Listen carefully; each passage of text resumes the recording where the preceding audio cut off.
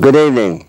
This is Drugs, Crime, and Politics, brought to you by the Drug Policy Forum of Texas and the people of Houston Normal. Tonight, the professor isn't here, and we have Dean Becker along with us tonight, and it always makes it very interesting. How are you doing tonight, Dean? I'm doing good, Clay. I'm happy to be here, happy to have this chance to talk to folks about the need for change, the need for them to help make that change. Well, we're the program that talks to them about it. Yep. You know, there's been a lot of things going on this week, last couple of weeks, with our federal government going up against California, trying to shut down the dispensaries. San Diego County, out of 222 dispensaries, something like 169 have been shut down in the last month. They say that the last few, if they have to shut them down, they will prosecute. Clay, it just brings to mind that these politicians, these people in positions of power that stand for drug war, that pretend that there's a rationale behind believing in the drug war, they're making money, they're making power, they're making profits, they're earning votes, they're benefiting from doing this. Their feigned ignorance, pretending they don't understand that marijuana is basically a harmless weed, their denial, their lack of investigation into the facts behind the matter speaks from ignorance, but it speaks from profiteering in some fashion or another. Well, of course, when our prisons are full, our jails are full, the people who sell the jails a piece of baloney. They're making money. Yeah. The more people in there, the more money they make. We have the private prison industry that has prisons that have lobbyists in Washington, have lobbyists in all our state capitals, looking, don't reduce laws, let's do laws that get more people in jail. It really boils down to the fact that this drug war has been going on 40 years, more since President Nixon declared it. It's been going on 100 years if you go back to the beginnings of these initial federal and state drug laws. And the fact of the matter is they have never accomplished any of their stated goals. They've never reduced children's use. They've not stopped the gangs. They've empowered these barbarous cartels in Mexico. And they make sure that the Taliban and Al-Qaeda are going to make hundreds of millions of dollars a year by growing flowers on the mountainside. Yes. And the fact of the matter is they pretend they're making progress. They've busted some head of the cartel. They've busted some gang leader. They've done something magnificent. Well, the truth be told, the drug war just keeps rolling along. It's $400 billion a year flowing into the hands of terrorist cartels, gangs, and the street corner vendor selling contaminated drugs to our children. What's the benefit? There is no benefit. The benefit is that people are making money. They could stop this drug war very easily. I mean, regulate marijuana. There's 60% of the drug war coming across the border of Mexico. Sure. And that is their big money maker. And yes, it takes up a lot of land, and they have to put it in tires and gas tanks and everything else to get it up here. Yeah.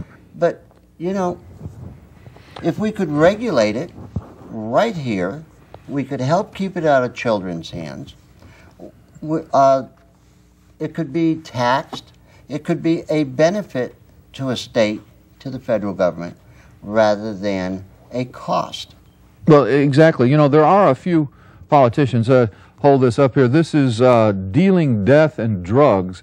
It's a book written by Beto O'Rourke. He's a former city council member in El Paso, and by Susie Bird. She's a current El Paso council member.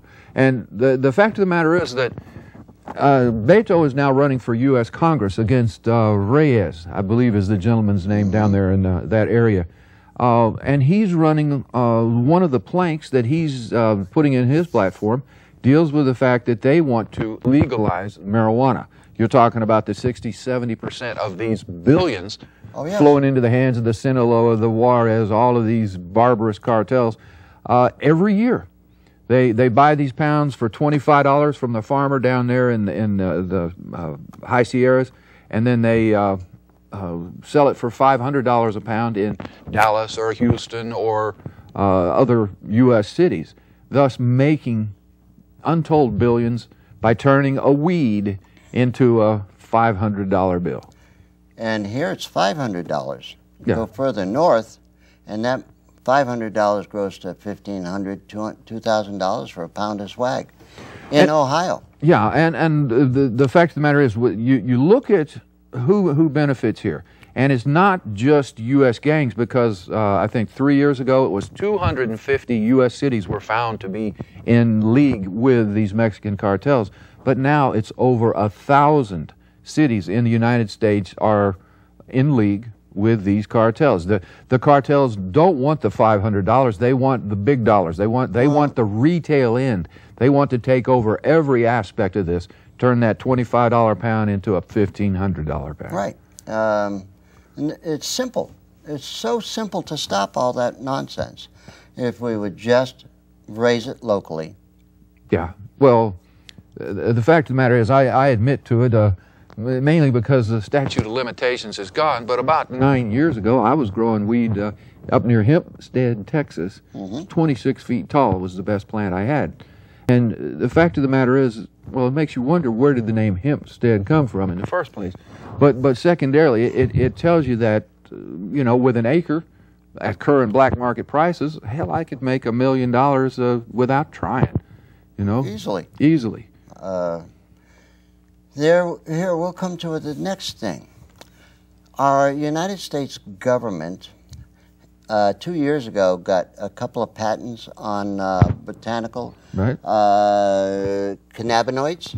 Yes. And they are selling an exclusive to a pharmaceutical company out of New York.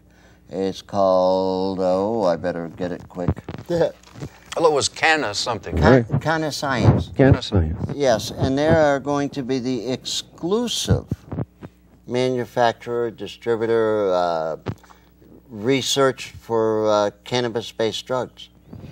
You know, I know a gentleman, Robert Mellamine, Dr. Robert Mellamine, based at the University of Colorado, and they had formed a group called Canna Science, spelled differently. The one you were speaking of with a K, theirs is with a C, Canna Science. And their goal, their objective was to arrange some sort of similar arrangement with the government to develop those cannabinoid drugs. With the difference being that Robert understands cannabis. He has studied it for years. He's lectured on it 100 times, I'm sure. And he understands the need to make it effective, but also to make it cheap, to make it where he's not going to make $1 billion, but the industry is going to grow, and it would distribute it through outlets around the country where they wouldn't be the main manufacturer. They would just hold the patent and share that patent with other companies that would then distribute it. Well, now let's take this one step further into this. Now, this has all come out in the National Register about 2 months ago. Right. And about 2 months ago, they started to break down on California's dispensaries. You see any linkage between the two? Now they're doing Colorado.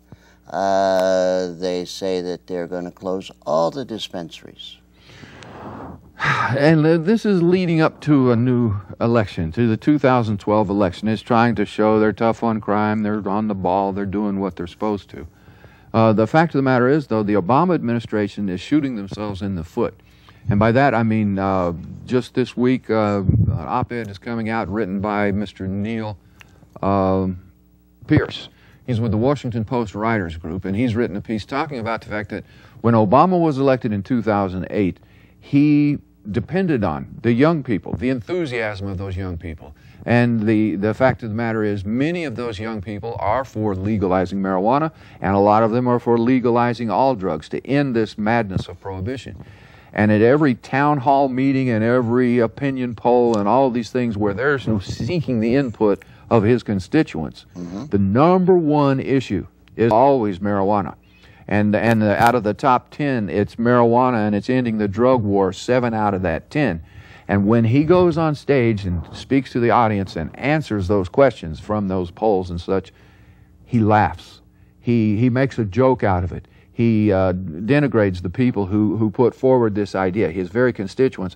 And that's what Neil Pierce was talking about. You'll be seeing it in your local papers here this week, I would think, talking about how Obama has to rethink this. He doesn't necessarily have to say he's for legalizing or any such thing, but he could call for a panel, for a government group to get together and perhaps change these regulations. No, but there we go. We get back to our illustrious Congress, misrepresenters. Uh-oh. Is that supposed to be ringing? I guess so. Hello.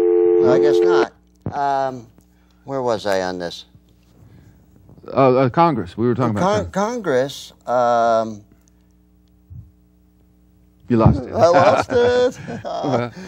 Okay, now the fact of the matter is, Beto O'Rourke's running for U.S. Congress, and you reminded me of something. In the last couple of days, I've decided I'm going to have me a talk with U.S. Representative Ron Paul. Put it in my radio show yesterday. I've got it in a 420 report for this week. It's going out to 95 stations in the U.S. and Canada, and it's going to talk to Ron Paul. Openly, honestly. I sat down with him. For those who may not know him, Ted Poe, was a former prosecutor here in Harris County. He was a judge, sitting judge for more than 20 years. He got himself elected to U.S. Congress a couple of years back. But in 2002, I went to his office downtown Houston. We went back in the judge's chambers, and I gave him a copy of the Schaefer report and a copy of the Jamaican report. 10 or 12 CDs dealing with drug policy, a couple of books. And at the end of our talk, he agreed the drug war makes no sense. It needs to be changed, needs to be redirected. But once he got elected to Congress, he seems to have forgotten our discussion in this analysis we had done. So my thought is, Ted, I want to talk to you. I want to change your opinion. I want you to make you a bold force for truth and justice and reality itself there in the Congress. 2012, going to be knocking on your door, going to be calling you, going to hope to arrange that discussion either privately or on the airwaves. But I went to high school with you, Ted. I was in your homeroom. I know you. And I know you know this truth because after our 2 hours, you agreed wholeheartedly that we must do something. And you're going to be my focus, at least for the first part of 2012. I hope his friends will share this. I don't want to make it one of acrimonious discord. I want to make it one of understanding and making change. I say that the president that comes out and says that he wants to normalize marijuana will get walked into office so quickly it'd be pathetic. Yeah. Well, they do these polls and they say now 50% of Americans are for legalizing. I think the last one I heard was like 53. Well, 53, but it's more than that are against it. That's the one thing. And I guess the point I'm trying to get at here is that it's a win-win for any politician. Of course it is. And yet they have that proverbial third rail. They don't want to talk about it, don't want to think about it or touch it or change it. They want the status quo to continue. But I think clinging to that status quo is going to lose votes here very soon.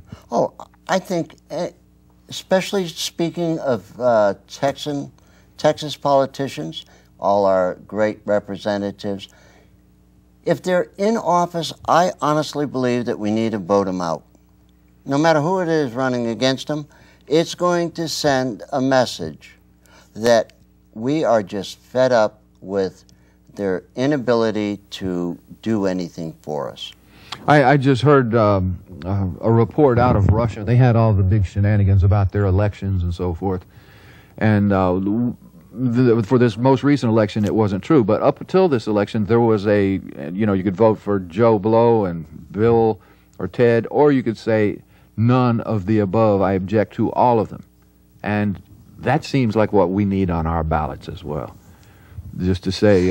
sorry, no president got elected this time? Or no vice president? Sorry, we'll have to go without until next election. Yeah, yeah. Well, let's take a few-minute break, and you ready to roll over there, Steve? Go ahead.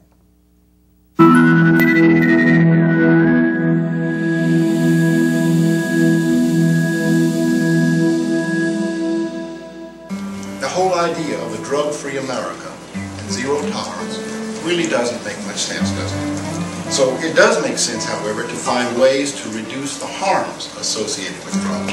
And that's what I want to talk about. To start thinking about whether it is really laws that make the difference on whether people use drugs or not. Al Capone didn't shoot people because he was intoxicated. Right, exactly.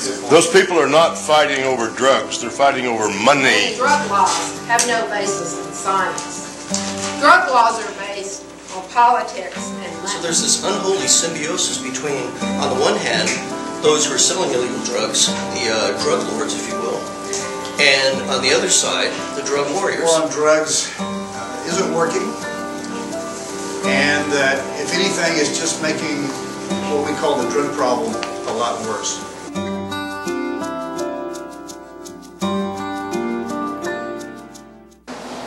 Ho, ho, ho! Merry Christmas!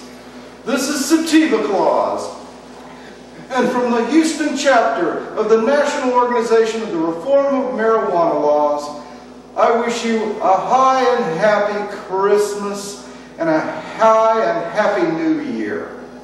You're watching the Drug Crime and Politics show. I need less business. Help change the laws.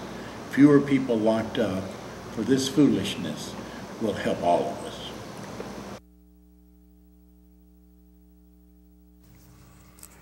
Here we are again. Can I throw something in here? Sure. That video clip led off with some from Professor Bill Martin, William Martin. And Bill is based at Rice University. He's a fellow at the James A. Baker III Institute for Public Policy. And Bill is going to be one of the speakers on January 11 through 13 up in Dallas. It's a gathering put together by Mothers Against Teen Violence. Joy Strickland heads that up. Besides Bill Martin, Neil Franklin, my boss at Law Enforcement Against Prohibition, will be speaking there as well. LEAP now has got over 50,000 members, 160 registered speakers touring the country, talking to any fraternal or any organization that will invite us to talk about the need to end drug war. But Bill Martin will be speaking there, Neil Franklin, Joyce Strickland. There's about 3 or 4 doctors, professors, instructors from in and around Texas area that will also be there. It's January 11 through 13. You can learn more by going to matvinc.org. And it's a major conference. It's something that Texas really needs. Yes. We're starting to come out of our dungeon that was more or less put away the whips for a while, yeah. But there's a lot of other good things going on throughout the world.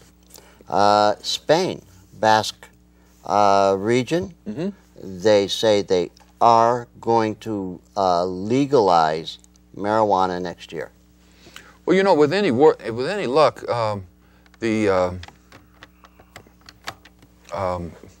like Colorado or Oregon may do that themselves this coming, the 2012 election. Well, you've got Washington State, you have California, and you have Colorado. They're all working for a ballot referendum for legalization.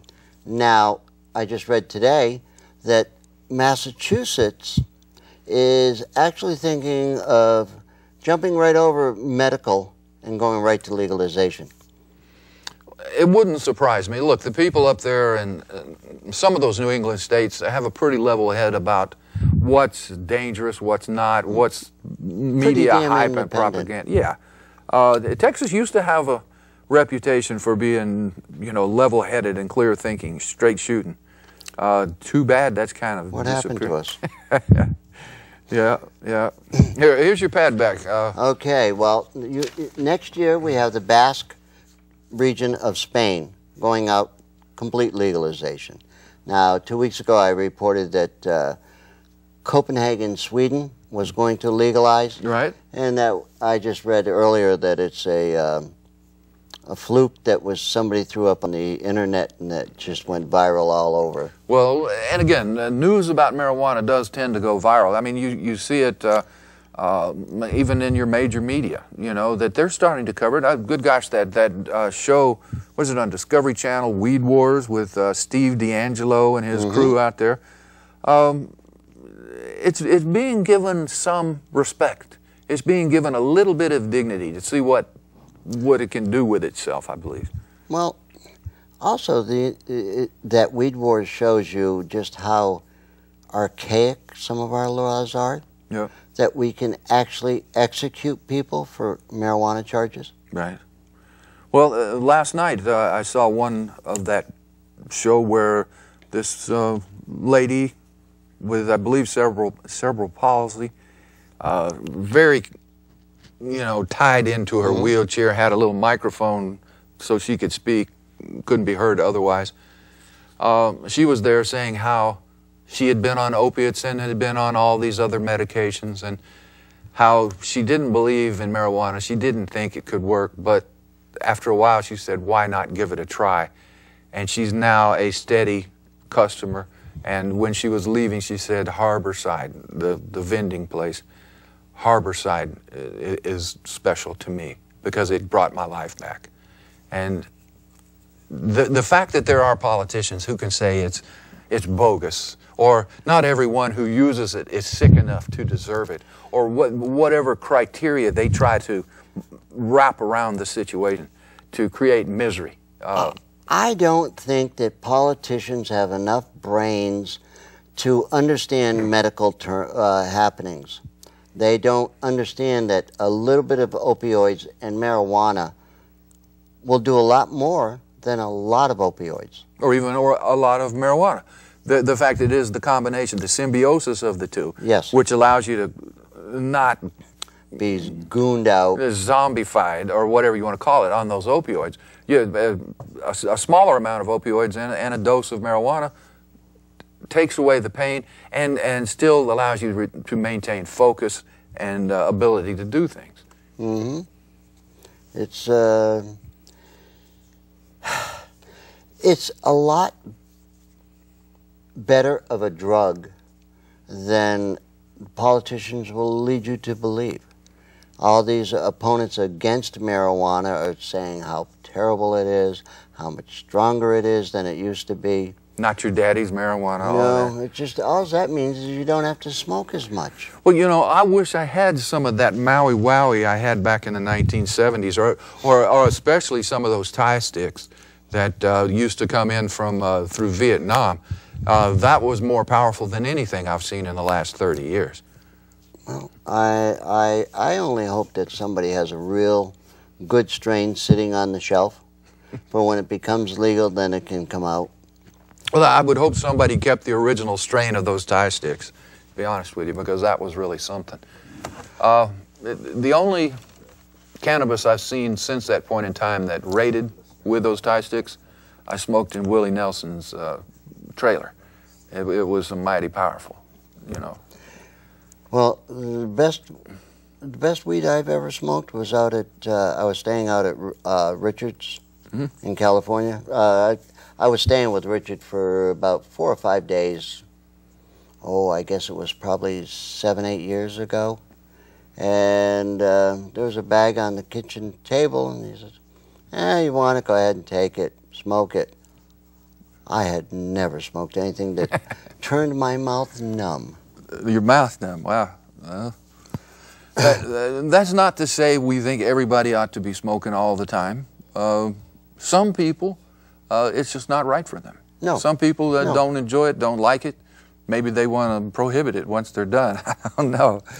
But it's not the detrimental thing that it's made out to be. It's not like alcohol. You don't get stumbly, mumbly, fumbly so much as maybe just a little shy or a little reserved, but it's not going to, you know, have you careening down the freeway at 100 miles an hour. No, it's not. It's not. It doesn't make people aggressive. And let's remind you all, this is a call-in program. We are live tonight. Please give us a call and we'll answer any of the questions that we possibly can for you. Yeah, and I wanted to bring up something that, you know, on my radio shows, I'm lucky that I get a lot of guests to come on. We already talked about Dealing Death and Drugs by Beto O'Rourke. About 3-4 weeks ago, I had this guy on. His name is Jeffrey Dyewood, and he's got this book, World War D, The Case Against Prohibition, A Roadmap to Controlled Re-Legalization.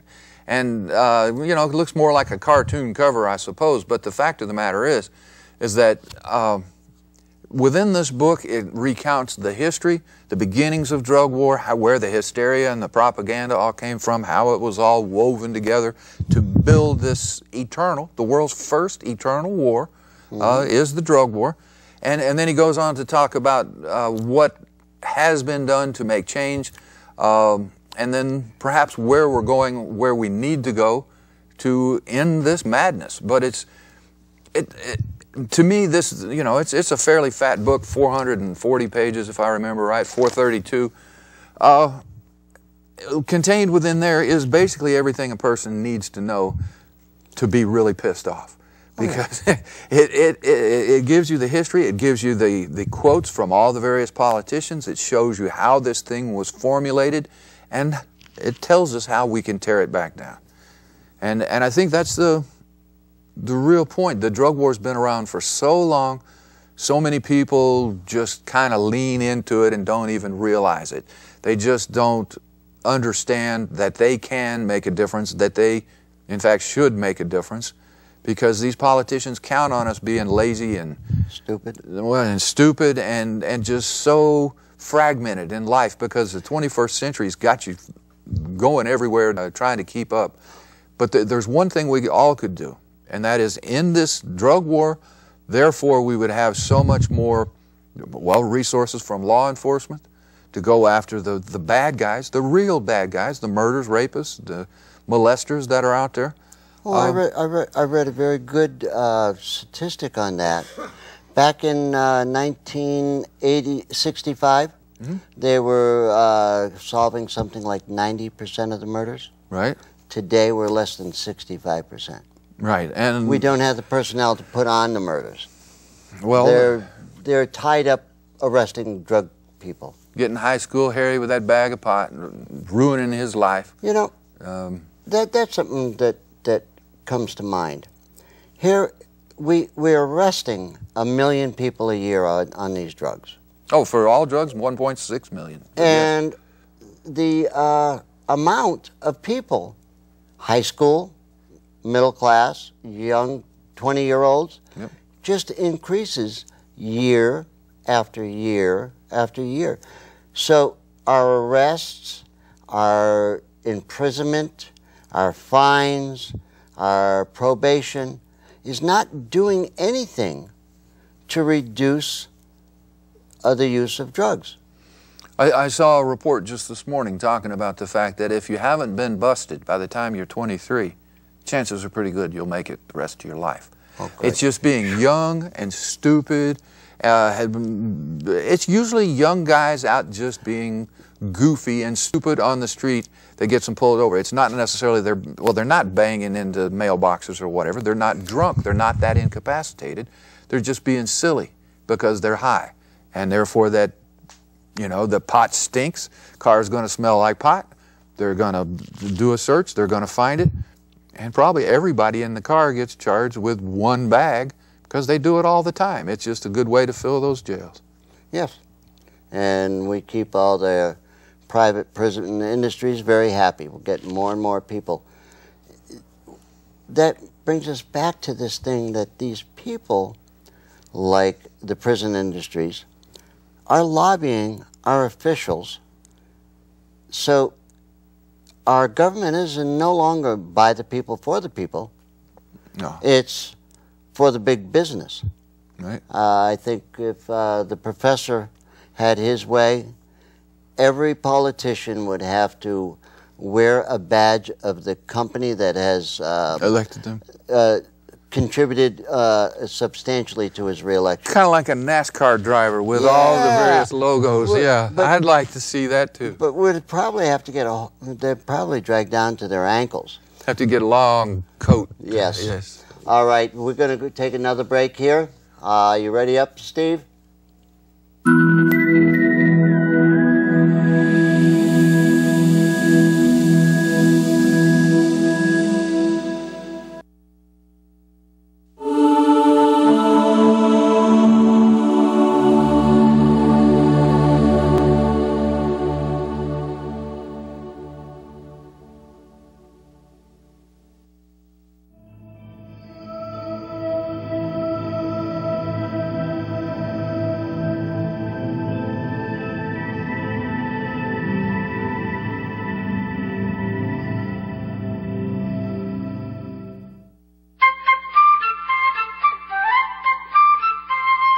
The jury right to say not guilty is an essential safeguard against injustice, which dates back to English common law and the founding of the United States.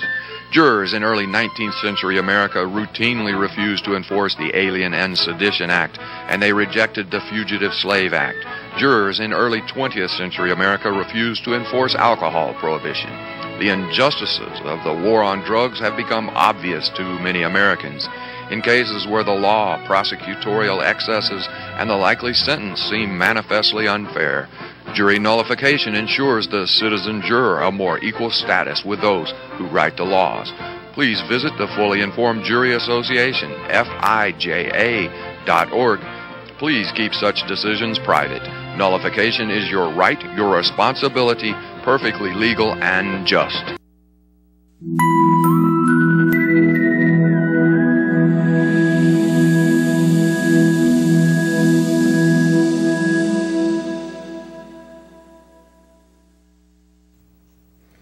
All right, you are watching Drugs, Crime, and Politics. I'm Dean Becker. This is Clay Jones with me. I wanted to talk about something here. In that Fully Informed Jury commercial that you just saw, it wasn't really spelled out. It's something that you do need to know. I want to state it as cleanly as I can. And that is, if you're ever, subpoenaed, you got to go on jury duty. And if you get on a criminal trial, and especially if you get selected to be a juror on a drug trial, I urge you to accept that honor. I urge you to convince the prosecutor in particular that you're a lock-em-up guy, that you believe in the law and you want to be part of that jury.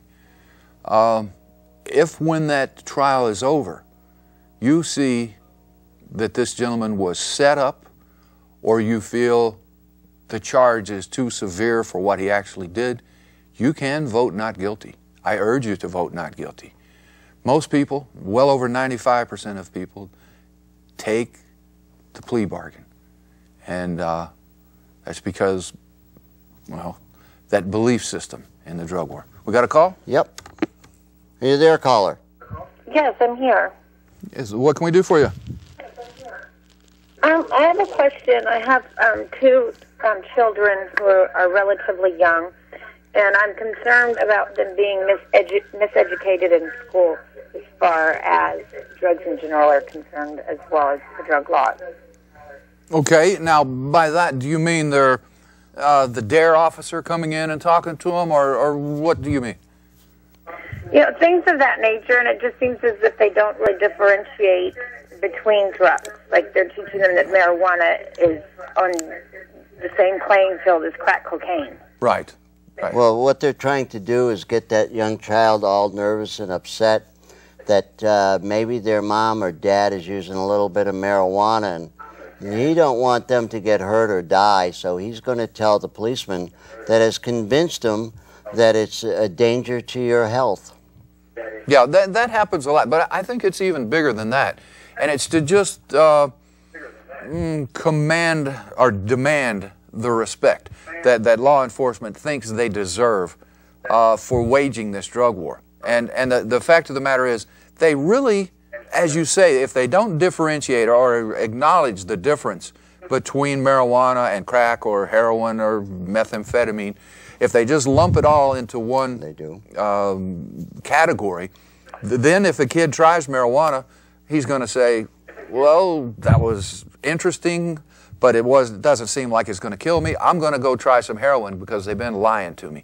You talk about they talk about marijuana being, the path to harder drugs.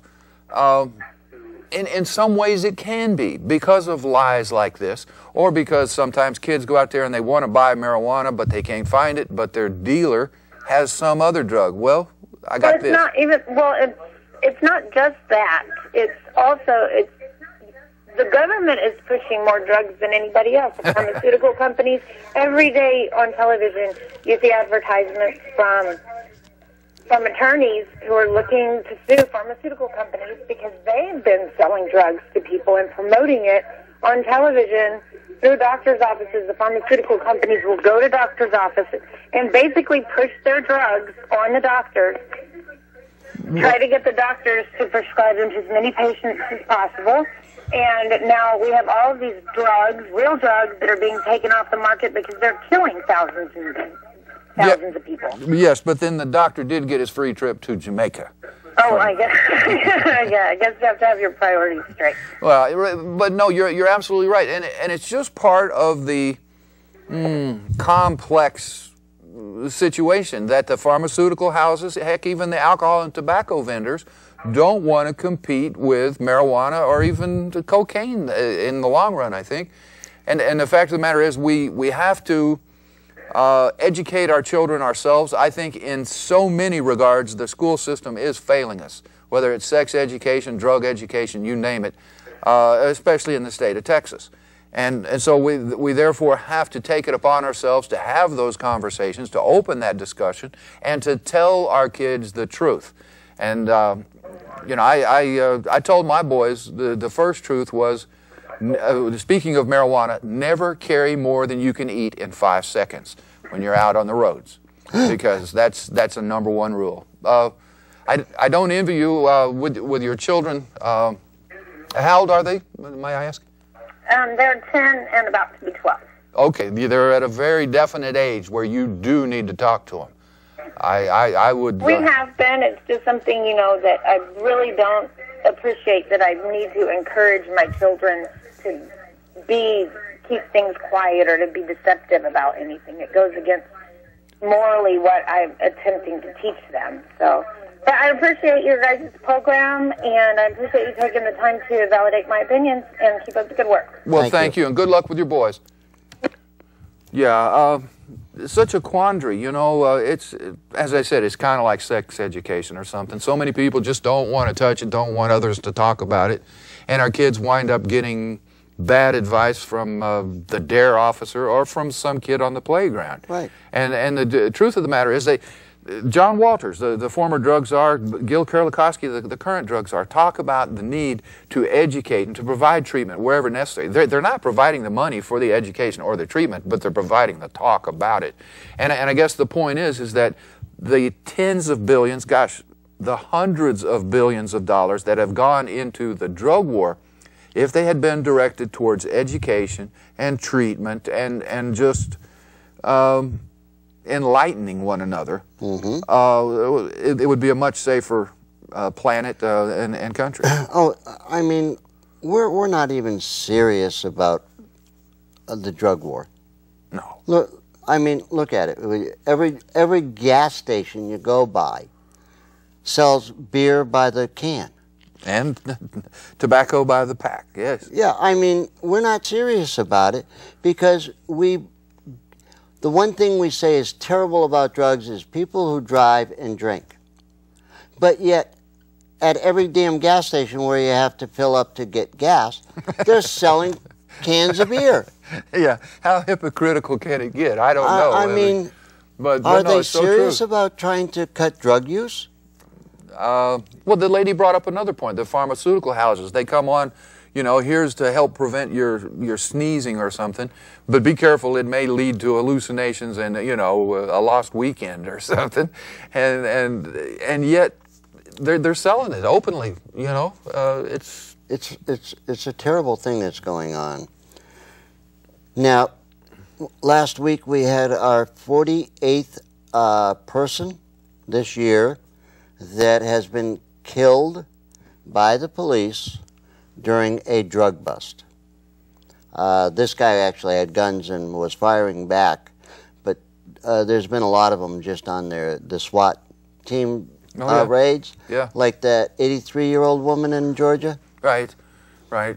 Or a couple of years ago, there was like an 85-year-old man somewhere in the South as well. The narcs were using his front yard as a staging area to try to stop people and, you know, buy some drugs, sell drugs, whatever. But, you know, using his yard, and he got tired of it, and he ran out there and said, "Get off my yard!" And they said, "Old man, go back in the house." Well, he came back out with an old pistol, not knowing these were cops, trying to drive them out of his yard, and they killed the old man as well. It's just a case of what do we want to believe in? It's a pipe dream, this pipe dream of drug war. 40 years, 100 years, eternally, we're going to believe it possible to stop our fellow man from imbibing something that we will never know about. And I don't know. 5,000 years ago, there's a written, recorded history of marijuana being used as medicine. Right. Up until 1937, we used it in how many prescriptions? A bunch. Yeah, yeah. And then in 37, when they outlawed it, we went to opioids in place of marijuana. It just seems counterproductive. Well, you say 5,000 years. Let's reach back 250 years ago. There was some young gentlemen, farmers named George Washington and Thomas Jefferson were growing marijuana right here in these United States. Heck, Thomas Jefferson outside his Monticello home grew thousands of opium poppies. It was in 1968 the DEA recognized that they had opium poppies outside his home, and they chopped them all down. But if Thomas Jefferson were alive today and growing his favorite flowers at his Monticello home like he used to do, he would be subject to a minimum of 20 years in federal prison. You know, would he object to people not being allowed to grow opium plants? I would think so. And yet, here we are. It's the drug war is just dragging our country further and further down. We have world leaders, ex-world leaders, and well, a couple of current prime ministers as well, but people who gathered earlier this year, the Global Commission on Drugs. Well, just like last week, I mean, we can't even talk about the drug war if you are a Border Patrol agent. Oh, yeah. And there was a gentleman just last week or the week before. Joe Miller. He was talking with one of his colleagues, and just in general conversation, saying that we've lost the drug war. Yeah, it doesn't seem like we're ever going to get this win. right. And since he talked against the regulations and the laws, he was fired. Well, not that he was doing anything to promote the failure of the drug war. It wasn't that. It was just a personal conversation. Yeah. He was doing his job and doing it well. The one in Arizona's probation officer, his name is Jim Miller. He's Joe Miller.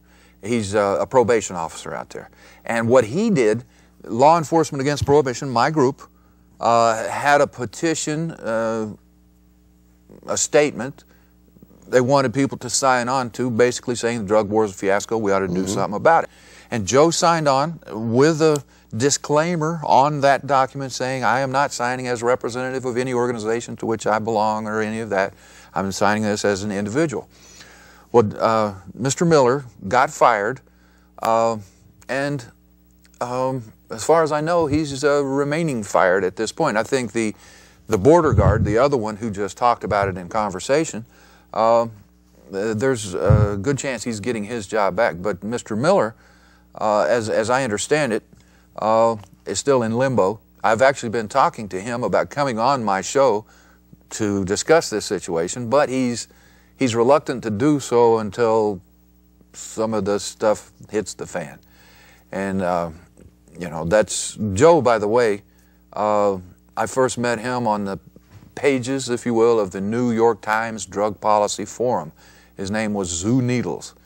And we've been kind of corresponding ever since, now 12, 13 years. The New York Times gets it, the Washington Post gets it, the Wall Street Journal gets it, hell, the Houston Chronicle gets it. They had a major editorial earlier this year calling the drug war an absolute fiasco, calling for a change. So it's the politicians and their funders who don't want to get it. Okay, we're ready for another break, Steve?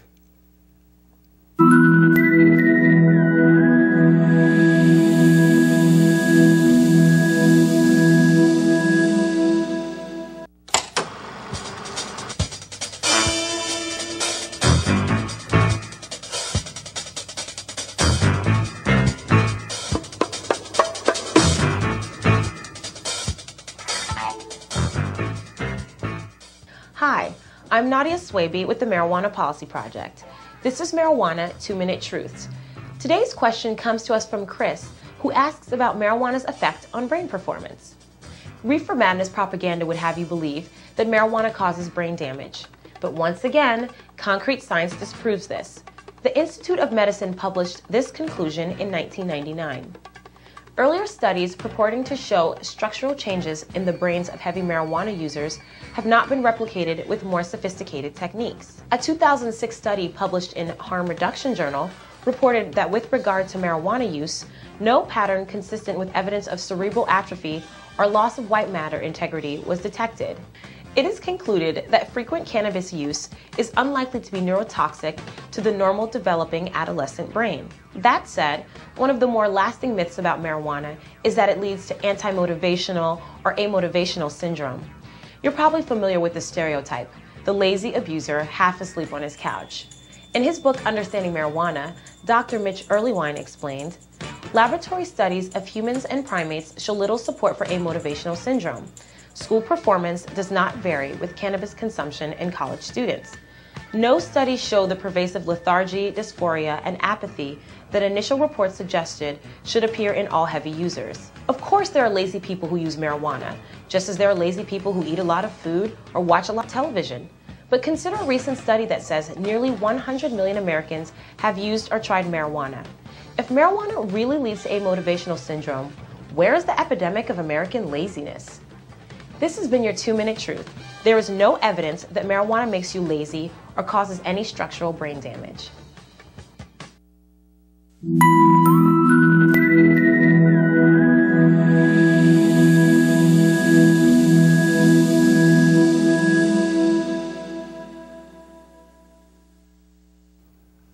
Now, it's not every other Wednesday at 8:30. Got to revise that graphic. Yeah, the graphic is wrong. We are now on Monday nights at 8 o'clock, and this is where we're going to stay for a while, from what my understanding. You know, Clay, I brought in a third book here, and this is one that I tried to delve into. I admit I haven't been looking at it too much very recently. And the fact of the matter is, this is The New Jim Crow, Mass Incarceration in the Age of Color Blindness. Is written by Michelle Alexander. And if you want to understand why the drug war exists, you need to pick up a copy of this book. It has been used as the means to subjugate minority populations for since they wrote the first law. Mm-hmm. You look at who gets arrested for drugs, it's blacks, it's Hispanics, and then poor whites mostly. Who gets convicted? It's blacks, and then Hispanics, and a few whites. Who gets sent to prison? It's blacks, and then Hispanics, and a couple of whites. Yeah, that's only because they break probation. We try not to get the white ones in there. Yeah, they urinate improperly, and that's that's what gets them sent to prison. But the fact of the matter is, and contained in this book, I mean, it's got the endorsement of Benjamin Todd Gillis, president of the NAACP, Lanny Gunther, professor at Harvard Law School. A lot of great, Mark Maurer, I've interviewed him several times, executive director of the Sentencing Project and the author of Race to Incarcerate. And I guess what I'm trying to say here is that, you know, in the beginning, when we had the crack cocaine scare and everybody got all frantic and, oh my God, we need to do something more, and all the mandatory minimums came around, it was the black community that was calling the cops and saying, hey, we got people out here in our neighborhood selling this crap to our kids. Come and get them. And so the focus came to the black neighborhoods, and the black neighborhoods thought it was helping, but it hasn't stopped any of the problems. No. It has, in fact, locked up a lot of those, you know, daddies of those kids that never get to see them, or by the time they do, they're grown and gone. And it leads to a perpetuation of this economic situation. And I do believe that Michelle Alexander and a lot of great folks since have read this book have spoken up. Al Sharpton, Jesse Jackson, on down the line. And there was a very important black man who smoked a lot of pot, snorted a lot of cocaine, but he didn't get caught. His name is Barack Obama. And you mean he still became somebody good? It didn't ruin his brain. He was able to continue beyond that drug use. Rush Limbaugh has proven, without a doubt, that you can do drugs and maintain your job as long as you don't have to go out in the middle of the night and steal and rob in order to get enough money for your drugs. Well, you know, he got busted now. It's been, what, 5, 6 years ago for all his OxyContin and getting his maid to go out and buy it and all that stuff. And the fact of the matter is, during that same time frame, he got a $100 million contract with Clear Channel to continue his work. He was eating dinner with the president. He was being invited and feted all over the country for his knowledge and his acumen and his ability. Yep. So the truth of the matter is that whether it's pot smoking or opium taking or whatever it might be, if a person can do it responsibly, then it shouldn't be anyone else's business whatsoever. I agree. And why the government chooses to get involved, well, ka-ching, there's a reason. Yes, and there's something I do have to mention here. Last week, Normal had a function over at the Fairview, and it was a movie showing called The Normal Life, and it's about exactly that, normal life of why marijuana is illegal and what's going on and all this other stuff. And we had a couple of good groups out there. We had North Houston Normal, Houston Normal, SSDP of University of Houston. Students for Sensible Drug Policy. Yep. Yes. Yep. And Sam Houston State. Wow. We had about 30 people there. It was very good. We're going to start having a few more of these every couple of months. We need to start raising a few dollars. You realize that next year is an election year, and there usually comes a little extra expenses at that time. Sure. When we got our politicians trying to lead their own way when they're blind. Yeah, get us to follow them over the cliff. Yes. Yeah. But, you know, let's get back to that.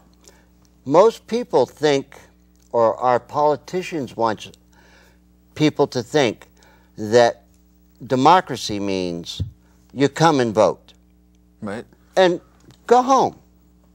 Yeah, that's all. You're done. You're done. But that is where democracy actually starts. It doesn't end at your vote. It starts at your vote. And this person that was elected, whether you voted for him or you didn't vote for him, you should be in touch with him, telling him about how he should vote. I mean, we've got a couple of House resolutions in Congress right now that everybody needs to call their congressman and to vote against it. There's two of them. It's called House Resolution 1254 and House Resolution 313. these two bills are going to perpetuate the drug laws. These state laws? No, this is federal. Okay. You need to call your congressman. You can go to the congressional record. You can look these bills up. The bill, again, is 1254 and House Resolution 313. We all need to call our representatives and tell them to vote against these bills. They are going to do nothing but make our drug war perpetuate even longer. Well, you know, it occurs to me, Clay, that oftentimes people are distracted. I talked about that earlier. There's just so much to life, so many things to get done. But you can start it off by just writing a 50-word paragraph. You know, just 50 words. What is the drug war? What has it done? Where's it going? What do we need to do about it? That can all be put into 50 words. You can put that into an email. You can listen to me. You can put that into an email. Then you can print it out and you can sign it and you can mail it, you know, snail mail. And you can keep a copy of it and you can call him up and you can talk to his chief of staff, or you can set an appointment to come in and visit him, because he is your elected official and he will make the time to meet with you. It may be later than you want it to be, but they will do it. And those 50 words can be emailed, snail mailed, talked about on the phone, and spoken to that representative.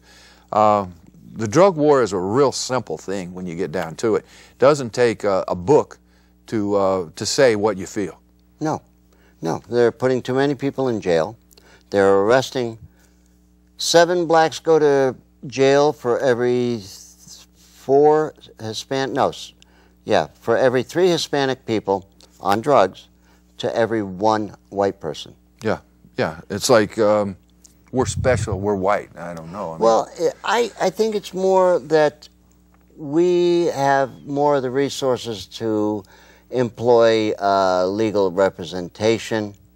And when you get into our areas that are minority, poverty, people don't have the money and the resources that you and I have. It's not equal. Well, gosh, if people would just take the time to do what you were talking about, to contact their elected officials. We talked earlier about the third rail and the fact that people, the politicians, are afraid to touch that third rail, to talk about it, to do anything about it. But if enough of their constituents do contact them and tell them, look, I get it, I know you get it, please do something about it, eventually they will. You know, I did that with Dwayne Bohack. And what he had agreed to do with me didn't happen.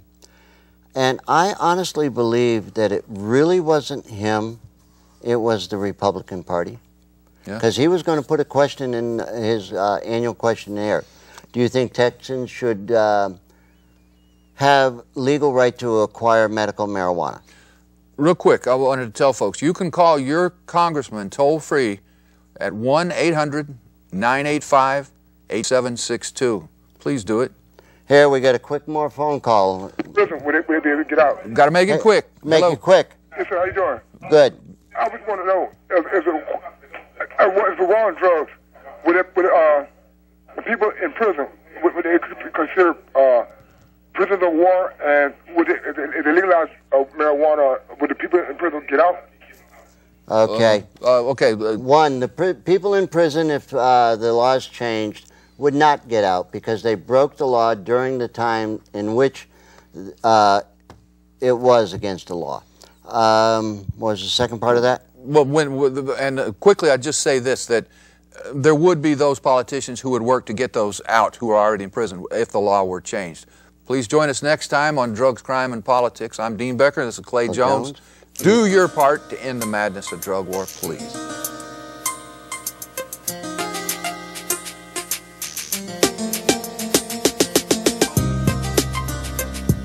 We have these private prisons that have now hired lobbyists to go get minimum mandatory review. I began to understand that the 17 or the 19-year-old kid I had in the backseat of my police car was not a criminal at all. Remove the profit motive. If you remove the profit motive, you can do away with almost all these problems. And how do you do that? Simple. You end prohibition, which can only mean one thing. Legalize drugs. Legalize all drugs. If we really want to improve our urban neighborhoods, the most important thing that we could do, the single most important thing that we could do, is end the war on drugs.